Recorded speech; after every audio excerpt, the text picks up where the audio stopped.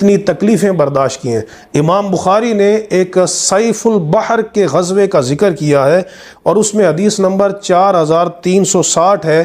اس میں حضرت جابر بن عبداللہ رضی اللہ تعالیٰ عنہ آپ کی روایت موجود ہے کہ نبی کریم علیہ السلام نے سمندر کے ساحل کی طرف 300 افراد کو بھیجا، جن میں حضرت ابو عبیدہ بن جراح رضی اللہ تعالیٰ عنہ کو امیر بنایا۔ اب راستے میں زاد راہ ختم ہو گیا تو آپ نے حضرت ابو عبیدہ رضی اللہ تعالیٰ عنہ نے صحابہ کرام کو حکم دیا کہ وہ اپنا زاد راہ جمع کریں، تو تھوڑا سا بنا، اتنا کہ چند کھجوریں تقسیم ہوئیں، تو ایک ایک صحابی، 300 صحابہ کرام تھے، جتنے دن وہ رہے وہ ایک ایک کھجور پر سارا دن گزارا کرتے تھے۔ ایک ایک کھجور، کدھر جا رہے ہیں؟ جہاد کرنے کے لیے، قتال کرنے کے لیے۔ اتنا ایمانی جذبہ تھا ان کے اندر کہ انہوں نے اپنی ان بنیادی ضروریات کو بھی بالائے طاق رکھ دیا۔